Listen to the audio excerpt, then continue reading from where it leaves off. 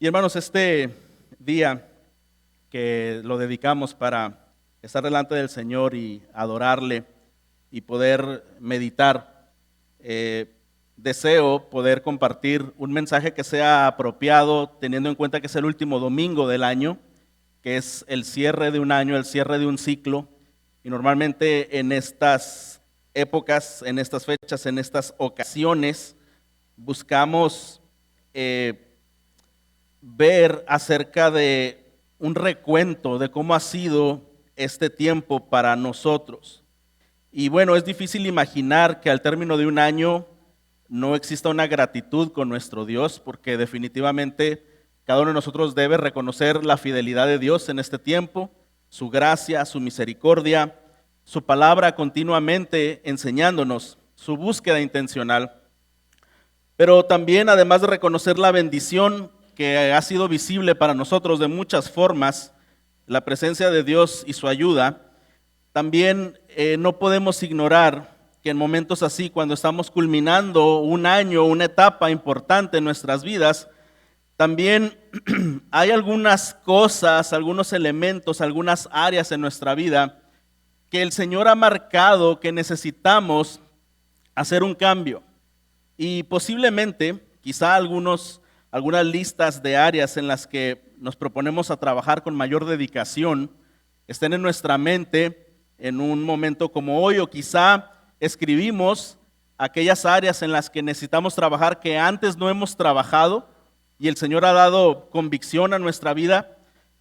Posiblemente vemos con lamento algunos errores que nos han llevado al exilio espiritual, algún descuido, alguna situación que nos ha llevado a una separación, a un estado de dificultad espiritual, o quizá tendremos que lidiar con la nostalgia y el dolor de la pérdida de personas importantes en este año y que a partir de ahora ya no estarán con nosotros porque han partido a su hogar celestial con nuestro Salvador.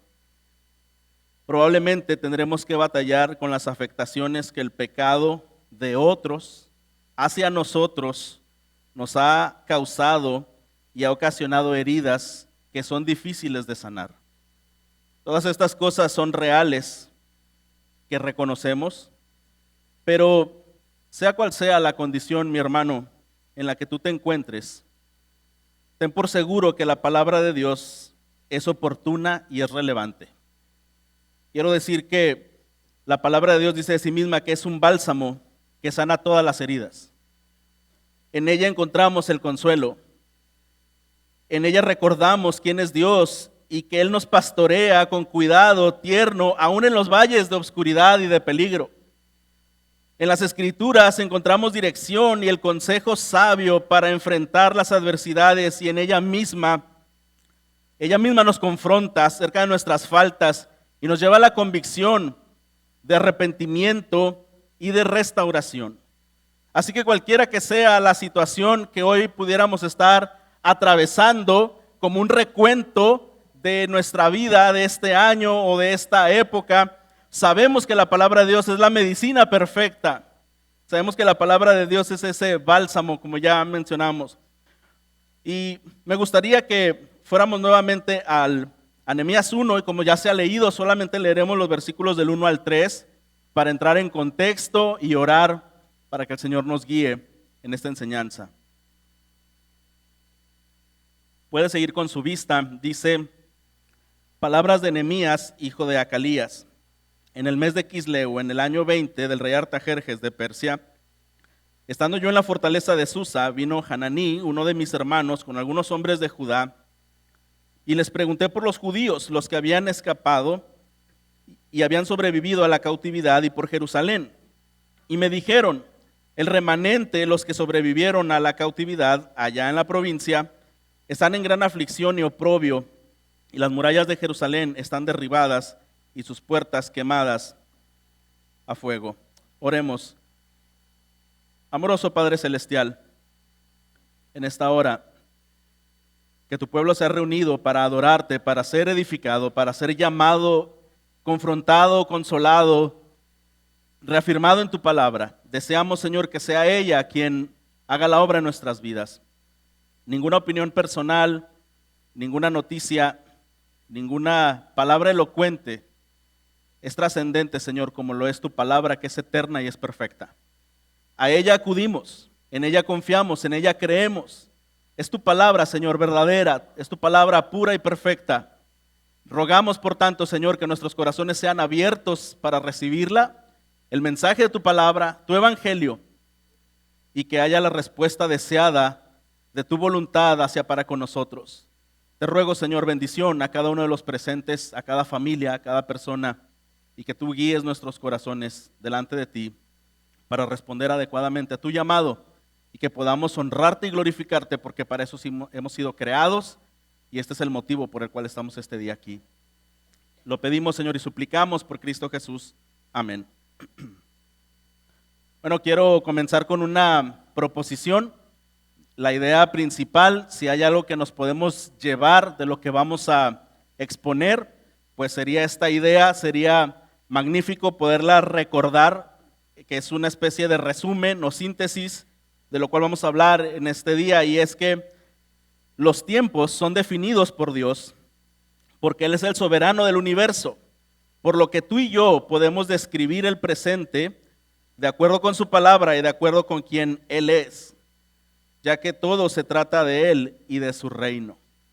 Esta mañana, hermano, quiero compartir contigo este mensaje que he titulado Describiendo el presente.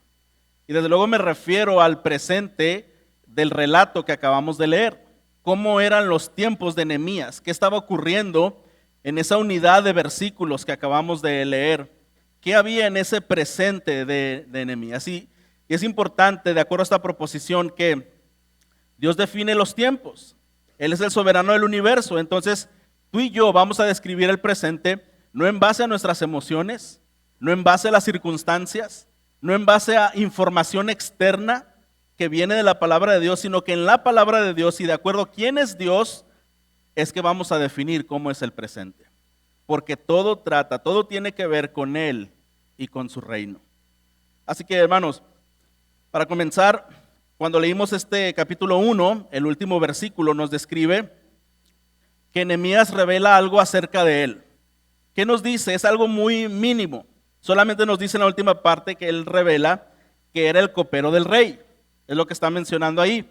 No parece ser una biografía precisamente, ¿verdad? Es una descripción tan mínima, pudiéramos pensar que es insignificante, porque estas palabras aparentemente pareciera ser que su puesto era muy sencillo y no de mucha trascendencia. Pero en verdad esto no es así, porque al saber un poco más de la vida de Nehemías y del contexto en que este libro fue escrito, nos damos cuenta que la posición que Nehemías tenía, la influencia que Nehemías tenía, era de poder y de trascendencia, era de mucha influencia. Así que solamente pensemos que estar como encargado de la comida que se servía al rey, de la bebida que se servía al rey, tenía que pasar por él como filtro para saber que no hubiera algo envenenado, algo contaminado que pudiera poner en riesgo su vida, la vida del rey y su salud. Entonces esto implicaba que él tenía además cierta autoridad sobre algunos siervos ahí en el palacio. Él tenía la facultad de supervisar a los cocineros, a los que hacían las compras para la comida, a las personas que estaban en una área especial de atención al rey y desde luego de los mayordomos que servían al rey. Entonces, lo que podemos saber es que Nehemías necesitaba ser ese filtro importante y se requería valor, desde luego, para probar, para los alimentos que pudieran contener algo mortífero. Pero algo que también en el verso 1 nos dice es que estas palabras son de Nehemías, hijo de Acalías. Esto revela que Nehemías es el autor. Él es el autor de este mismo libro. Y entonces, haciendo una investigación de la fecha en que fue escrito, esto fue en el 445 antes de Cristo aproximadamente.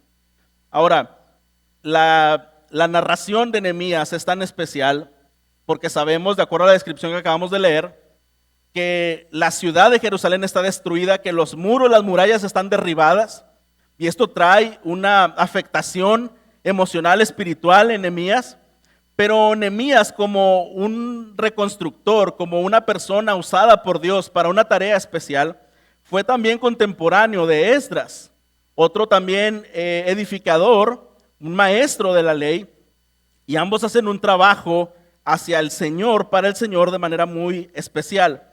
Pero son contemporáneos, y lo que es importante notar es que Esdras había regresado a Jerusalén más o menos 13 años antes de Nehemías, o de que llegaran esta información a Nehemías de cómo estaba la condición de la ciudad. Y entonces, por su lado, Esdras había ya comenzado una labor de restauración espiritual en la ciudad de Jerusalén. Esdras, por esa razón, estaré leyendo algunos textos que nos ayudan a ver cómo compaginan a estos dos restauradores y cómo tienen una secuencia y una coherencia. Usted puede seguir escuchando, probablemente puede anotar si gusta. Voy a leer algunos versículos en Esdras y voy a ir a 4:7. Esdras 4:7 nos habla de algo que ocurrió, que llegó a oídos de Nehemías y que es importante notar porque esto nos habla mucho del contexto de lo que está pasando. Esdras 4:7 dice: y en los días de Artajerjes, Bislam, Mitrádates, Tabel y sus demás compañeros escribieron a Artajerjes, rey de Persia, y el texto de la carta estaba en escritura aramea y traducido al arameo. Ahora en Esdras 4, a partir del 11, dice: esta es la copia de la carta que le enviaron al rey Artajerjes de sus siervos, los hombres de la provincia al otro lado del río. Y ahora sepa el rey que los judíos que salieron por orden suya han venido a nosotros a Jerusalén, están reedificando la ciudad rebelde y perversa, y están terminando las murallas y reparando los cimientos. Sepa también el rey que si esta ciudad es reedificada, las murallas terminadas, ellos no pagarán tributo, ni impuesto, ni peaje, lo cual perjudicará los ingresos de los reyes. Bueno, esto que está ocurriendo, vamos a todavía aterrizarlo en el versículo 23, Esdras 4:23. Así que tan pronto como la copia del documento del rey Artajerjes fue leída delante de Ream, del escriba Simsai y sus compañeros, fueron a toda prisa a Jerusalén a los judíos y por la fuerza les hicieron parar la obra. Esto es lo que probablemente fue el escenario de las noticias que Nehemías recibió en el capítulo 1. Esto mismo estaba pasando mientras él estaba recibiendo estas noticias. Lo que pasaba es que en Jerusalén los judíos que trataban de reconstruir la ciudad, tratando de reconstruir las murallas, había enemigos en la tierra. Y estos enemigos, sabiendo que ellos querían reconstruir, comenzaron a planear alguna forma de oposición. Y así Esdras 4 lo que hace es enviar esta carta al rey para que pararan esa obra que hacían de reedificación. Pero, ¿qué contenía esa carta? Bueno, esa carta hacía insinuaciones sutiles. Es decir, lo que esta carta llevaba como elemento era una interpretación, una descripción, una advertencia que querían ellos convencer, persuadir al rey, la voluntad del rey, para que él interfiriera en la obra que es una obra de Dios, desde luego. Y esta carta no solamente fue enviada al rey Artajerjes, fue enviada a los gobernantes, fue enviada a otras personas en influencia que pudieran tener un concepto equivocado, alterado acerca de Nehemías, acerca de los constructores de la ciudad de Jerusalén. Entonces, ellos están insinuando que si el rey permite que esa ciudad se edificara, ellos iban a rehusar pagar impuestos. Es lo que ellos están sugiriendo. Entonces, están animando al rey que detenga esta obra. Y lamentablemente, en este tiempo, el rey accede ante esta presión y detiene la edificación, el trabajo de edificación. Pero, aunque ellos están intentando amedrentar al rey, alterando la información que ellos están enviando, y el rey contesta a favor de ellos, y esta carta fue repartida en todas las esferas de autoridad para crear una interpretación y percepción perversa de los judíos reconstructores de la ciudad, también encontramos, de acuerdo a los historiadores, es que estos hombres que escribieron estas cartas no eran personas comunes, es decir, eran personas letradas, eran personas con influencia y usaron esas cosas para poder poner un poco más de fuerza a su escrito. Algunos historiadores concuerdan en que la táctica para oponerse a la obra de Dios en este relato de Nehemías 1 consiste en encender fuego en dos direcciones. Déjeme le digo la primera.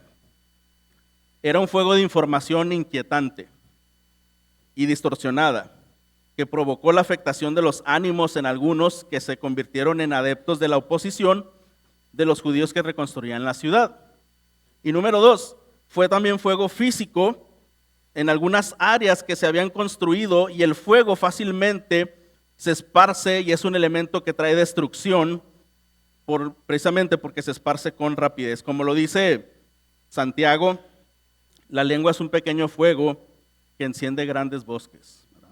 Entonces, el fuego fue un elemento que se utilizó de una manera figurativa y de una manera literal también. También los historiadores y eruditos de las escrituras concuerdan que estos escritores, como ya mencioné, eran personas de influencia y eran personas letradas. Pero esto es parte del contexto que vemos en Nehemías y nos ayuda a entender la profunda tristeza que causa en él cuando él ve a sus compañeros, cuando él ve a sus hermanos y pregunta: ¿cómo están los que alcanzaron a escapar? ¿Cómo está Jerusalén? ¿Cómo están los hermanos judíos? Y le dicen: mal. La ciudad está destruida, está en gran mal, está en gran afrenta. Por lo que cuando nosotros leemos este texto en Nehemías y un poquito el contexto de Esdras de lo que está pasando, pudiéramos describir hasta este entonces que el presente que se ve ahí en Nehemías 1 es un presente conflictivo. Es un presente conflictivo. Estaba ocurriendo algo no muy grato en ese momento. Pero queremos ver en la palabra de Dios cómo es que Jerusalén fue destruida y cómo hubo ese lugar para la deportación. Dijimos en la proposición, los tiempos son definidos por Dios. Él es el soberano del universo, por lo que tú y yo podemos describir el presente de acuerdo con su palabra y de acuerdo con quien Él es, ya que todo se trata de Él y de su reino. Es decir, hermano, lo que quiero mencionar es que aún este episodio no está definiendo verdaderamente cómo era el presente de ellos. Y también quiero animarte, hermano, que independientemente, como lo mencionábamos al principio, de cuál sea la situación que tú o yo estemos atravesando a manera personal, a manera familiar o cualquier ámbito, cualquier esfera en la vida, el presente solamente puede ser definido por Dios y su palabra. No son las circunstancias, no son nuestras emociones, no son las amenazas lo que define el presente de los hijos de Dios. ¿Estamos de acuerdo, hermanos? ¿Estamos de acuerdo que quien define la historia, quien define los tiempos, es el soberano del universo? Él es el creador, Él es el dueño absoluto de todo. Nada escapa de su mano, nada escapa de su control. Pero quiero que veamos 3 puntos que nos van a ayudar a seguir evaluando el presente que aquí está ocurriendo. Porque para precisar mejor una descripción del presente es necesario, número 1, mirar en retrospectiva. Mirar en retrospectiva. Mencionamos algo cuando comenzamos este mensaje y es una fecha como hoy nos sirve para hacer como un recuento de lo que ha pasado, un recuento de los daños, un recuento aún de las bendiciones, pero también nos ayuda a saber en dónde estamos cuando pensamos lo que ha ocurrido. Es decir, la mirada en retrospectiva es mirar con atención cómo fueron los procesos en el pasado que nos llevaron a los resultados presentes, al estado presente. Y Nehemías 1:4 dice: cuando oí estas palabras me senté y lloré e hice duelo algunos días y estuve ayunando y orando delante del Dios del cielo. Bueno, Nehemías, cuando escucha esta situación en Jerusalén, tiene una reacción muy emotiva, muy nostálgica y desde luego de quebranto. Y a pesar de que él está en una posición de influencia en el palacio persa, Su preocupación primaria era la gloria de Dios, el reino de Dios. Bien pudo haber pensado que era simplemente alguien ajeno. De hecho, Nehemías, lo más probable es que haya nacido en el exilio y quizá pudo haber desvinculado su cercanía con los judíos, pero había una tristeza en su corazón por lo que estaba pasando, y Nehemías, con toda la gloria persa, quería ver a Jerusalén como una gran ciudad, una ciudad reedificada. Pero la pregunta que nos hacemos es, ¿por qué Nehemías quiere edificar estas murallas? Bueno, porque si ellos llegaban a levantar estas murallas, esto garantizaría seguridad para los habitantes de la ciudad, y entonces habría la oportunidad de poder predicar la ley de manera segura en los habitantes. Y la intención es que eran los habitantes, al escuchar las palabras de Dios, vivieran conforme a las palabras de Dios. La preocupación de Nehemías es por la gloria de Dios y la manera en que la gloria de Dios se va a manifestar en ese momento de la historia, bajo ese antiguo pacto que es a través de la ley. Al ser vivida en la ciudad de Jerusalén y con las murallas caídas, esto no podría pasar. Así que Nehemías es muy celoso de la gloria de Dios, hasta donde vemos aquí. Él ayuna, él ora delante de Dios del cielo, pero vamos a analizar su oración, vamos a trabajar un poco su oración. En esta oración Nehemías está recordando que la palabra de Dios había advertido al pueblo de guardarse de la idolatría, de la desobediencia, y que habría consecuencias al ignorar o al tomar en poco la palabra. Y ahí entonces vamos a Deuteronomio 4, usted puede anotar, puede escuchar, Deuteronomio 4, 25.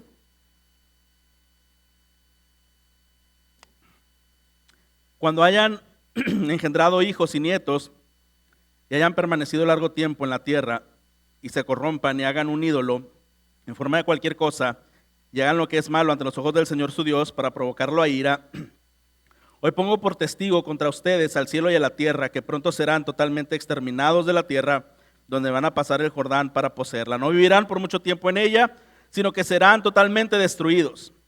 El Señor los dispersará entre los pueblos y quedarán pocos en número entre las naciones a donde el Señor los llevará. Y esto es exactamente lo que pasó. Aquel descuido espiritual, aquella falta de diligencia a la palabra de Dios, aquella idolatría practicada por el pueblo, les llevó al exilio, les llevó a este quebranto. Y Nehemías vive este pasaje experimentando el exilio, quizá habiendo nacido en él, pero está él viviendo Deuteronomio 4:30, que nos dice: en los postreros días, cuando estés angustiado y todas estas cosas te sobrevengan, volverás al Señor tu Dios y escucharás su voz, porque el Señor tu Dios es Dios compasivo, no te abandonará, ni te destruirá, ni olvidará el pacto que Él juró a tus padres. Nehemías conocía la ley de Dios y él sabía en qué punto de la historia muy posiblemente se encontraba, en qué punto de la historia de la redención se encontraba. Y entendía que una de las cosas que era necesario hacer era buscar al Señor nuevamente en medio de ese quebranto que había sobrevenido por causa de la desobediencia.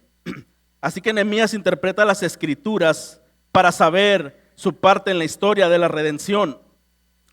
Y podemos pensar de una manera práctica, de una manera personal, que una mirada en retrospectiva es necesaria para nosotros también, ya que muchos eventos del presente, hermano, son resultado de malas decisiones y acciones equivocadas en el pasado. Por ejemplo, cuando una familia sufre una desintegración, no ocurrió de un día a otro. Lo que seguramente pasó es que hubo señales y advertencias, posiblemente falta de comunicación, falta de afecto, resentimientos de hace mucho tiempo atrás, ofensas no sanadas, no arregladas, falta de guía espiritual y de consejo, entre otras cosas. No fue de la noche a la mañana, hubo advertencias, hubo señales, hubo insistencia para arreglar situaciones complicadas. como cuando un estudiante reprueba un curso y comúnmente su consecuencia es que no fue diligente en tareas, en estudiar para los exámenes y simplemente las responsabilidades le sobrepasaron y únicamente no aprobó la asignación.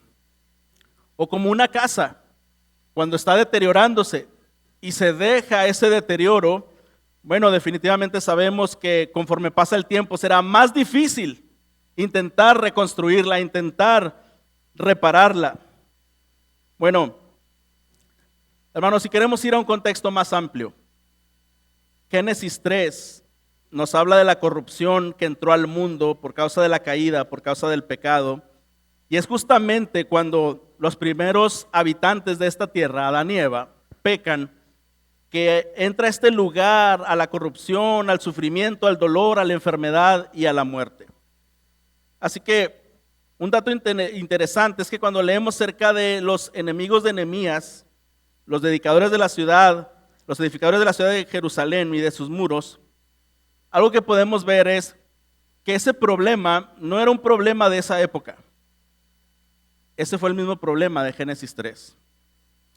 Si usted quiere poner atención o buscar Génesis 3:1, aquí nos describe qué fue lo que pasó en ese momento. Dice que la serpiente era más astuta que cualquiera de los animales del campo que el Señor Dios había hecho. Y dijo a la mujer, con que Dios les ha dicho, no comerán de ningún árbol del huerto. La mujer respondió a la serpiente, del fruto de los árboles del huerto podemos comer, pero del fruto del árbol que está en medio del huerto, Dios ha dicho, no comerán de él ni tocarán, para que no mueran. Y la serpiente dijo a la mujer, ciertamente no morirán, pues Dios sabe que el día que de él coman, se le abrirán los ojos y ustedes serán como Dios, conociendo el bien y el mal. Aquí la serpiente está dando una información acerca de Dios, pero esta información que está dando es una información alterada. Es decir, él está hablando con Eva para afectar su criterio y persuadirla de que crea cosas diferentes acerca de Dios. Primero le dice, mira, Dios te ha dicho, ¿verdad? Y esta palabra intrigosa le hace dudar a Eva de la bondad de Dios, de su sabiduría y de sus intenciones de bendecirlos. Y entonces la serpiente hace creer a Eva que Dios es el ser más egoísta que existe, más aprovechado y cruel que existe, porque el argumento de la serpiente que está surgiendo de manera sutil es, mira Eva, Dios te está privando de placeres más satisfactorios que no quiere compartirlos contigo. Él te está mintiendo, te está manipulando, te está engañando. Él solo piensa en sí mismo y es un abusivo. Lo que es interesante es que toda esta información que el enemigo puso en los pensamientos de Eva acerca de Dios, ¿sabes qué, hermano? Únicamente describe cómo es Satanás. Todos esos pensamientos que quiso sugerir acerca de Dios, del carácter de Dios a Eva, describen a Satanás. Y sabes, lo que es interesante es que esta información que el enemigo de Dios quiere hacer ver a Dios y a los hijos de Dios tan ruin, es justamente como Él es. Es justamente como Él es. Porque el enemigo ahí en ese momento dijo algunas verdades acerca de Dios, pero eran verdades adulteradas, es decir, son medias verdades que tienen tintes de falsedad, y verdades a medias, lo decimos en consejería, son mentiras completas. Verdades a medias son mentiras completas. Cuando la serpiente crea esta imagen distorsionada de Dios en la mente de Eva, nos recuerda lo siguiente. Sabes, hermano, que muy posiblemente cuando una persona critica a otra o juzga a otra acerca de alguna área de su carácter, normalmente el que critica o juzga suele tener las mismas tendencias y las mismas debilidades que ve en el otro. Eso es muy común que ocurra. Ahora, ¿por qué pasa? ¿Qué pasa cuando estamos sufriendo en una dirección diferente? Es decir, hemos dicho que en retrospectiva podemos ver que el pecado que cometemos resulta en fuertes estragos en la vida, pero también en retrospectiva vemos que por causa del pecado, en Génesis es que vivimos en un mundo de dolor, de corrupción, de injusticia, etc. Pero yo quiero hacer ahora una pregunta, hermano, ¿y qué del tema del sufrimiento hacia alguno de nosotros que podemos reconocer, yo no hice algo para provocar que alguien pecara contra mí? ¿No es verdad que eso también ocurre en este mundo caído, hermanos? No todo es una consecuencia del pecado que hacemos, pero también este mundo caído sufrimos por las consecuencias de los pecados de otros hacia nosotros. ¿Y qué pasa cuando esto es así? ¿Qué pasa cuando claramente el pecado de otros es aquello que está provocando sufrimiento en nosotros y estamos seguros de no haber pecado y de no haber hecho algo para recibir esta afectación y este dolor?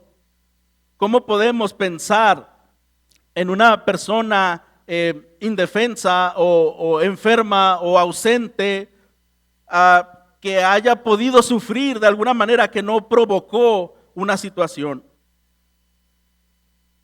Consejería Bíblica definimos dos cosas: la posibilidad de pecar o la oportunidad de dar gloria a Dios con nuestra respuesta a estas afectaciones o a esos pecados que otros han cometido hacia nosotros. Es decir, hermano, si tú has pasado un sufrimiento que tú no provocaste, ten en cuenta que el Señor es tu consolador, es tu restaurador, es tu buen pastor que va a aliviar cada herida, cada dolor profundo en tu alma. Pero también debes de tener en cuenta que a partir de ahí, tú eres responsable de responder. Y cómo respondas hacia la afectación o el pecado que otros causaron hacia ti, de eso sí eres responsable. De eso sí eres responsable.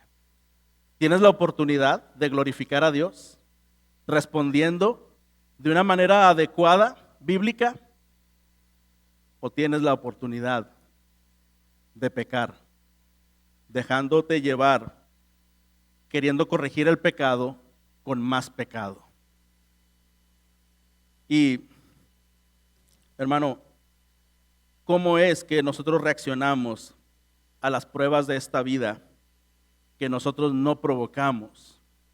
Quizá en nuestra niñez, posiblemente en nuestro trabajo, quizá en la familia, quizá en otras relaciones. Por un lado, ¿qué consecuencias observo de mis malas decisiones? Y por otro lado, ¿cómo estoy respondiendo al pecado de otros que han ocasionado una ofensa en mi vida? Y esto nos lleva al segundo punto.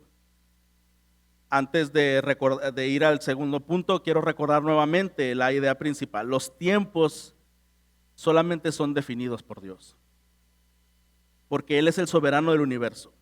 Por lo que tú y yo podemos describir el presente de acuerdo con su palabra y de acuerdo con quién Él es, ya que todo se trata de Él y de su reino. Para precisar mejor una descripción del presente es necesario no solo mirar en retrospectiva, también es necesario, número 2, mirar introspectivamente.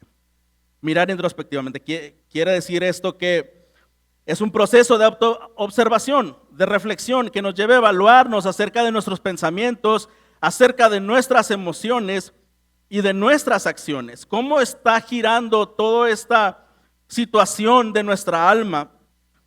Y quiero aclarar, hermano, y afirmar que mirar dentro de nosotros mismos para evaluarnos a la luz de nuestra conciencia o de nuestros sentimientos o de compararnos con otros no es la forma legítima de autoevaluarnos. Nuestra conciencia no es infalible. Nuestros sentimientos no son infalibles. El compararnos con otras personas, eso es relativo, eso tampoco es una guía, una fuente adecuada.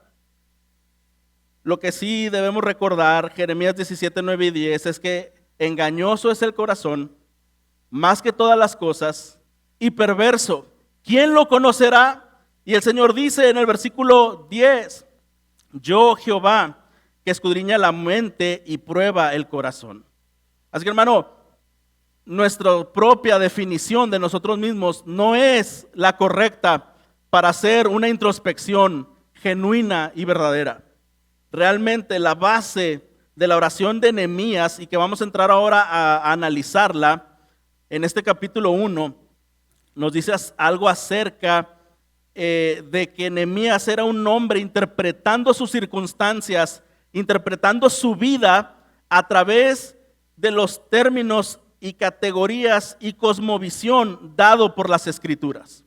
Es decir, él no está teniendo conceptos de su cultura, de su sociedad, no está tomando términos de palabras de su cultura y de su sociedad. Él está escudriñando los eventos que está ocurriendo a la luz de las Escrituras.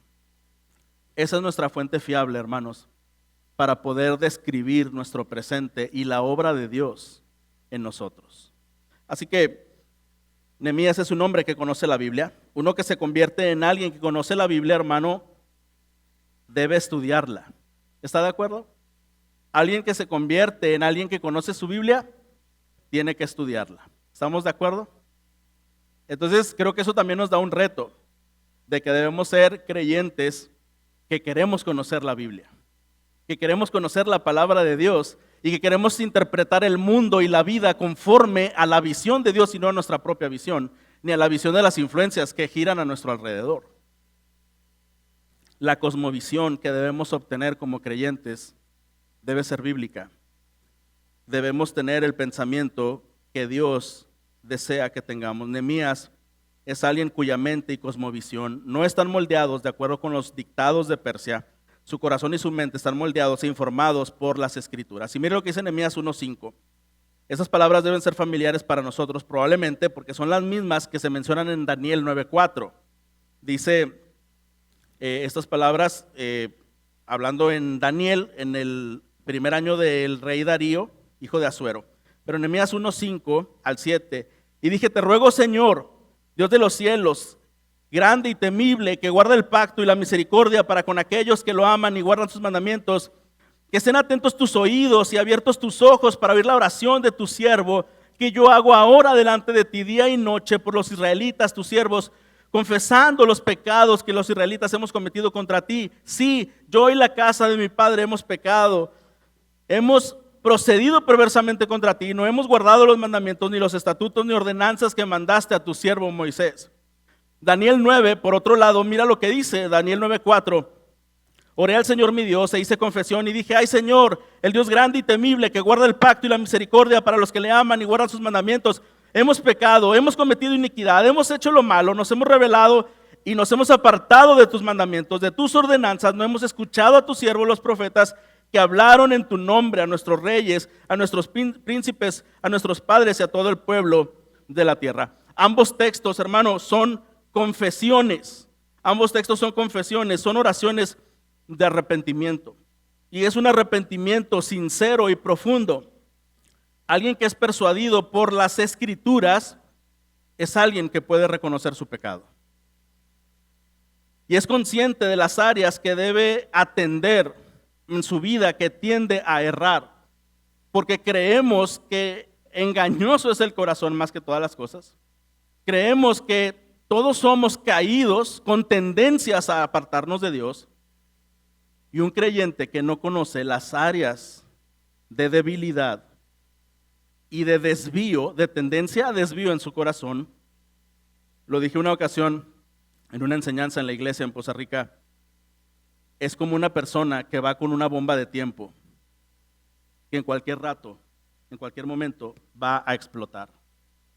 Así que, si tú eres un creyente y la palabra de Dios está hablando a tu vida, debes ser consciente de las áreas que debes vigilar, que debes tener constante cuidado. Daniel el profeta está orando estas palabras y es probablemente que cuando está escribiendo este libro en la región de Babilonia, luego Darío el persa viene, lo conquista y casi es irrefutable pensar que Nehemías esté orando estas palabras porque las haya aprendido en el libro de Daniel, por supuesto, es lo que creemos. Y esta es una instancia en donde se ve el uso del Antiguo Testamento dentro del Antiguo Testamento mismo. Es decir, hay un conocimiento del Antiguo Testamento en general. Daniel nos habla acerca de su estudio del libro de Jeremías, también en el capítulo 9, cómo él se da cuenta de 70 años señalados para Babilonia y cómo está clamando al Señor, entendiendo que el tiempo de Jeremías se ha acercado y las desolaciones de Israel están terminando. Y Daniel 9 está confesando su pecado y está clamando a Dios para que actúe a favor y restaure y renueve Jerusalén. Entonces Nehemías está interpretando la historia de redención porque conoce las Escrituras. Entonces, Nehemías conoce Deuteronomio, Jeremías, Daniel, y de acuerdo cuando leemos el lenguaje de Nehemías, también conocía los salmos. Conocía bien el Antiguo Testamento. Esto nos lleva, hermanos, a esta reflexión. Entonces debemos orar la Biblia. Debemos orar por lo que Dios quiere ver logrado en nosotros y en su reino. Lo que debe ocupar nuestras oraciones es la gloria de Dios, su reino impactando. Nehemías 1:6 dice que estén atentos tus oídos. Esta es una frase que la podemos encontrar en Salmos. Dice también Nehemías, confesando los pecados de los hijos de Israel que hemos cometido contra ti, la casa de mi padre y yo hemos pecado. Mira, es interesante, hermano, que una persona que escudriña la Escritura sabe cuando hay dolor en un miembro, sabe que lo hay dolor en todo el cuerpo. Nehemías está orando por los pecados suyos y los pecados del pueblo. Posiblemente hubiera pensado, bueno, y Nehemías, ¿tú por qué oras por algo que no hiciste, por algo que no cometiste? Porque una persona que escudriña las Escrituras sabe que cuando un miembro se duele, todo el cuerpo se duele. Porque una persona que escudriña las Escrituras sabe que somos agentes de sal y luz y restauradores y pacificadores en medio donde Dios nos ha colocado, en nuestra familia, en nuestra iglesia, en nuestro trabajo y en cualquier área o esfera social en la que nos encontremos. Así que, como una aplicación, hermano, mirar con introspección es conocer las Escrituras y orar de acuerdo con ellas para reconocer delante de Dios lo que la Biblia afirma que nosotros somos. Mi hermano, una profunda introspección es necesaria para un verdadero arrepentimiento. Es necesario conocernos, no mirando nuestros sentimientos, como ya mencioné. Es necesario conocernos mirando las Escrituras. Pues las Escrituras nos revela quiénes somos. Así que la instrucción de confesar los pecados de los padres, de hecho ni siquiera se encuentra en Levítico, en Deuteronomio, sino en Levítico 26, y nos muestra que en el exilio confesarían pecados personales y los pecados de los padres. Hermano, y es mi anhelo que el Señor traiga convicción a nuestro corazón para confesar delante de Él en lo privado aquello con lo cual hemos ofendido a Dios. Mire, hermano, yo estoy seguro que ninguno de nosotros podría decir, yo al día de hoy no tengo nada de qué arrepentirme. Simplemente lo creo por una razón, no porque le conozca, porque la Biblia lo dice. Y la Biblia dice que el que dice que no ha pecado está haciendo a Dios mentiroso y su verdad no está en él. Así que yo te puedo decir, hermano, con base a las Escrituras y no en base a lo que yo crea, que cada uno de nosotros debe profundizar en las Escrituras e identificar en las muchas formas en que hemos ofendido a Dios e ir delante de Él en arrepentimiento. Porque de quien estamos hablando entendió por las Escrituras que era el tiempo para el arrepentimiento. Y hermano, muchas veces tienen que pasar cosas difíciles en nuestra vida. Y en medio de esa aflicción, todavía Dios muestra gracia y una oportunidad para arrepentirnos. Porque mientras aún estamos en esta vida latiendo, Dios no ha cerrado sus oídos para escucharnos.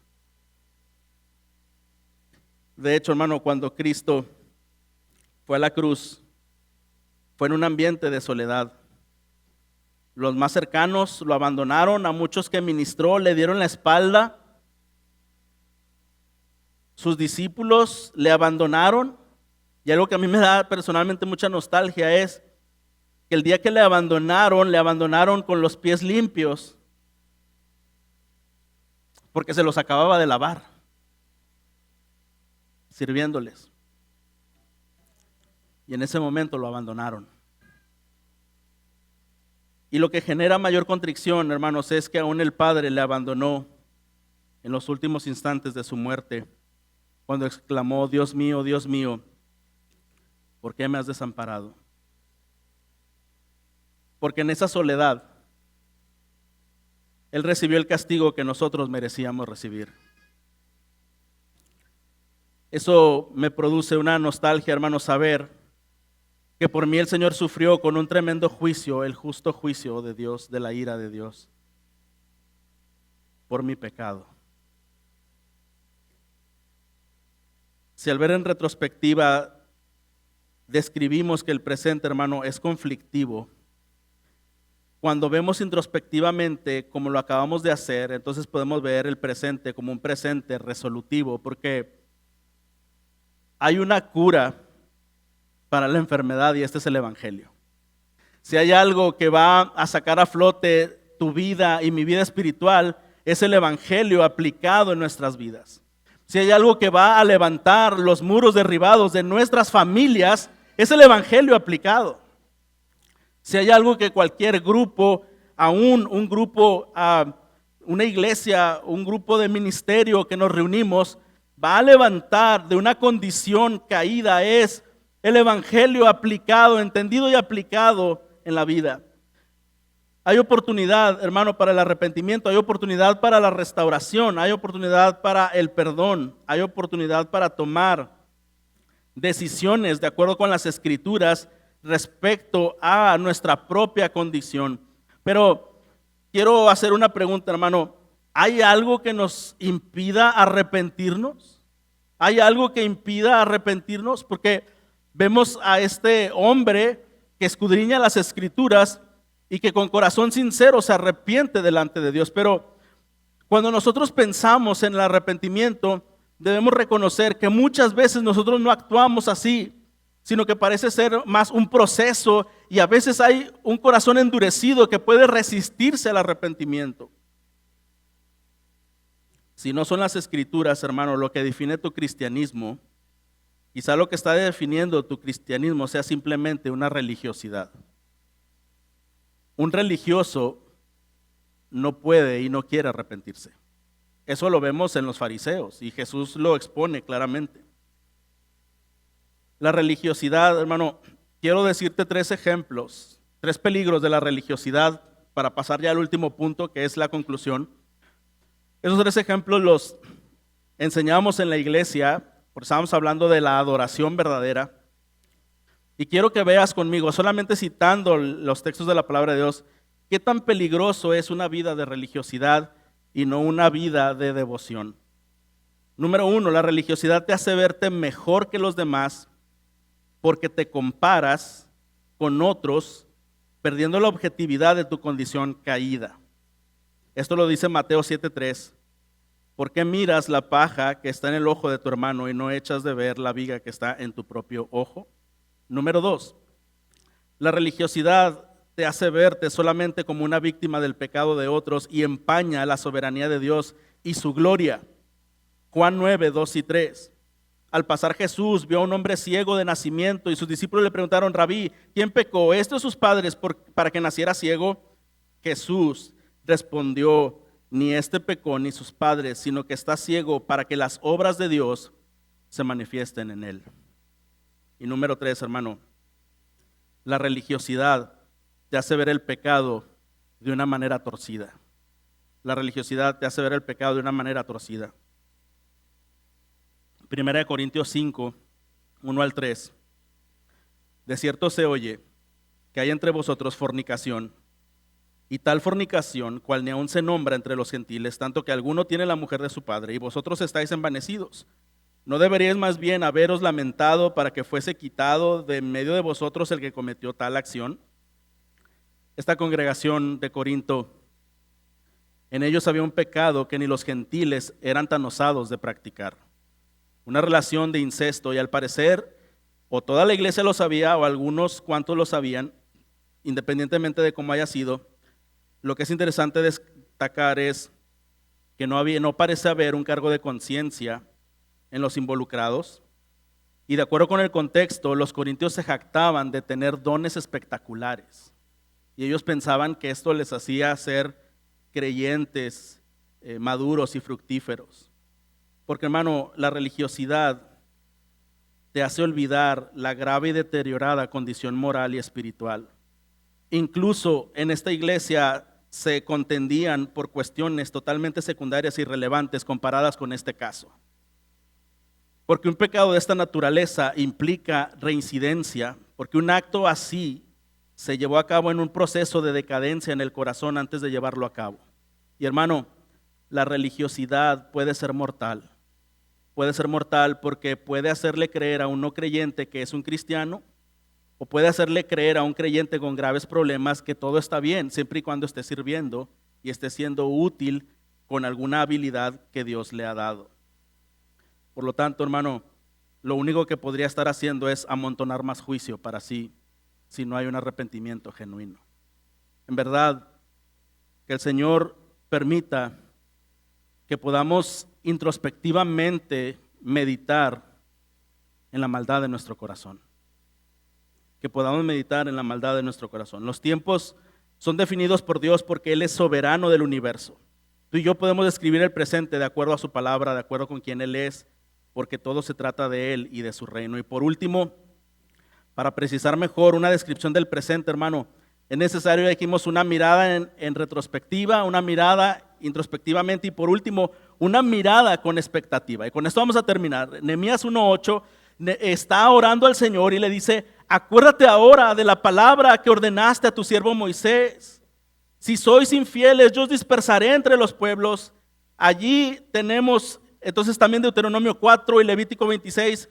Pero si volvéis a mí y guardaréis mis mandamientos y los cumplís, aunque desterrados estén en los confines de los cielos, de allí los recogeré y los traeré al lugar que he escogido para hacer morar allí mi nombre.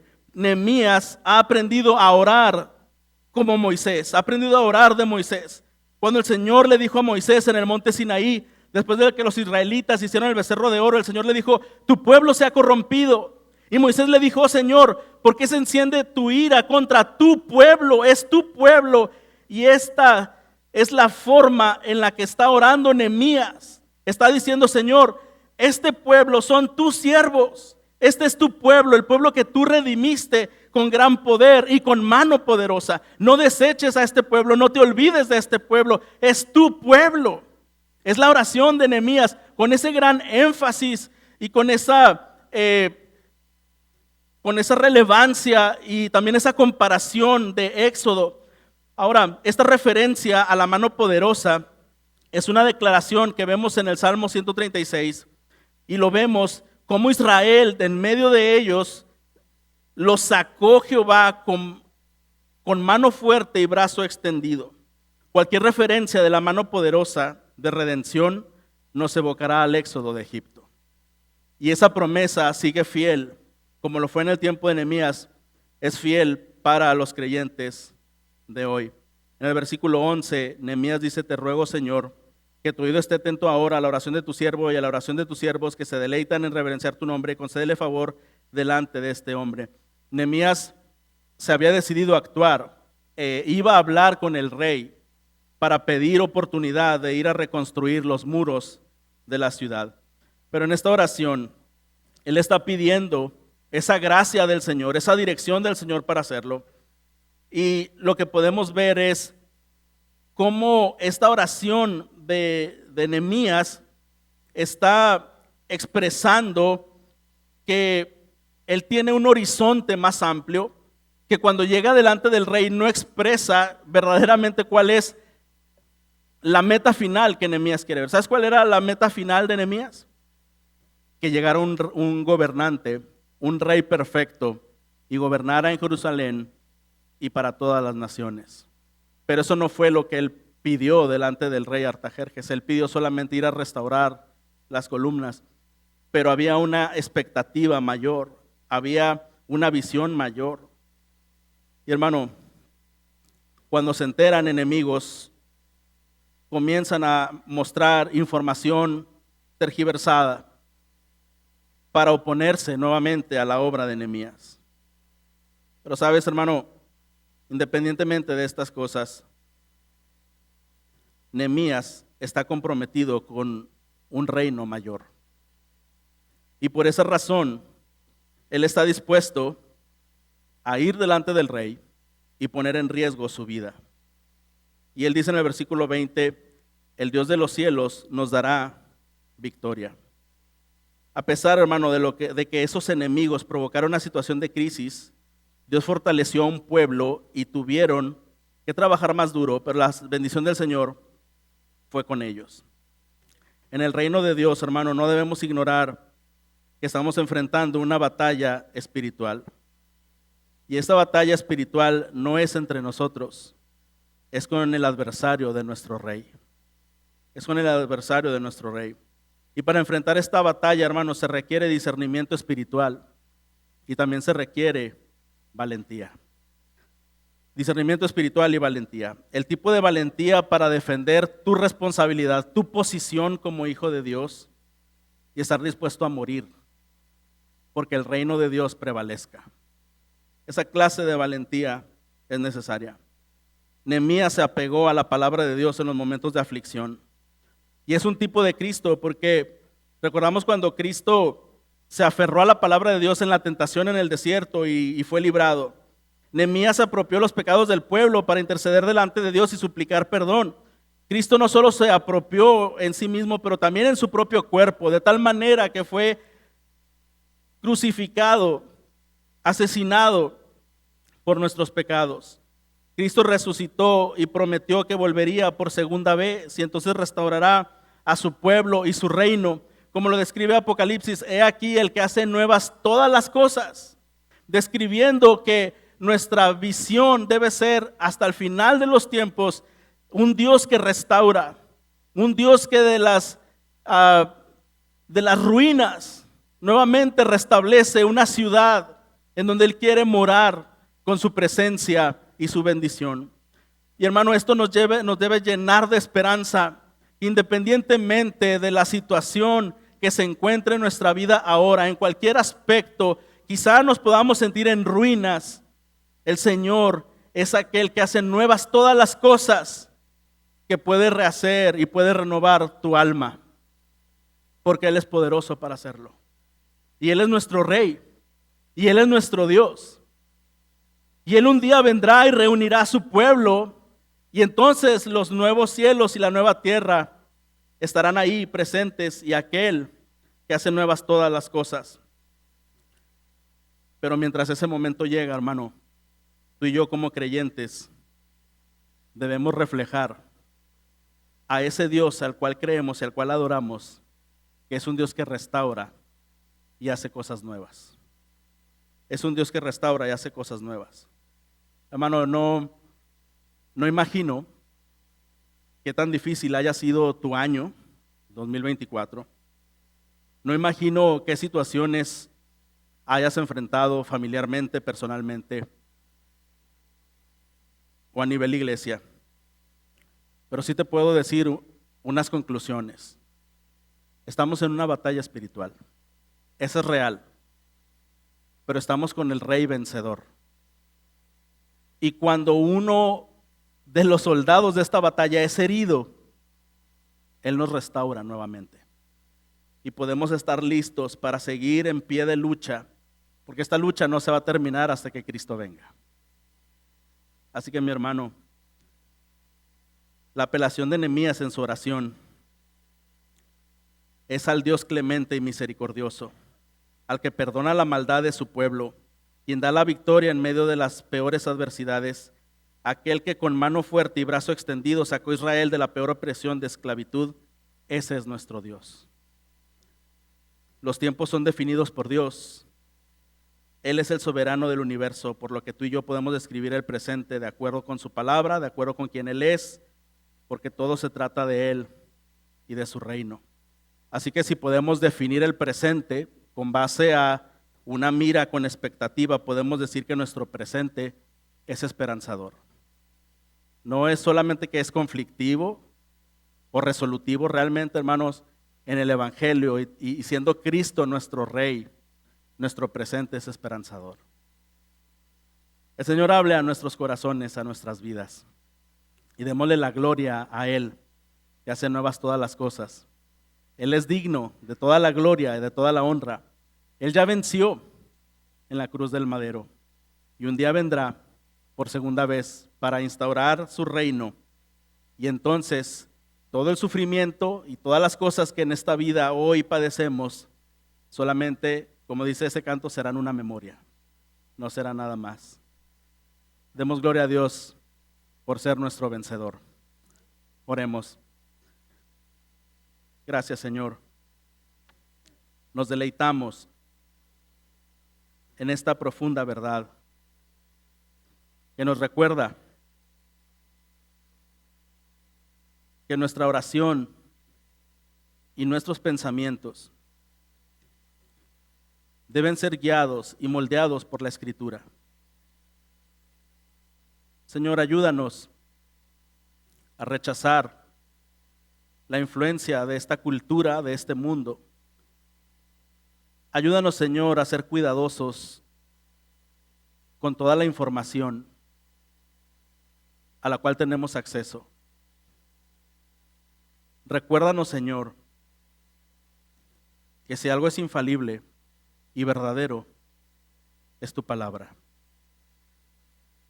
Recuérdanos, Señor, que en esta lucha espiritual campal, aún el enemigo puede disfrazarse como un ángel de luz. Pero tu reino es verdadero. Señor, llama a nuestros corazones a un arrepentimiento profundo. Llama a nuestros corazones, Señor, a buscar un consuelo verdadero en medio de la pérdida, en medio, Señor, de las ruinas, en medio de la adversidad.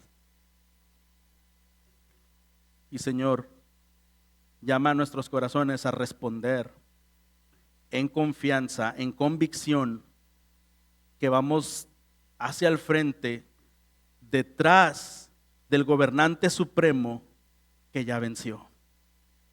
Señor, la honra y la gloria a tu nombre, y tu bendición y tu provisión a cada corazón congregado esta mañana, a esta linda congregación, Señor, a todas las familias.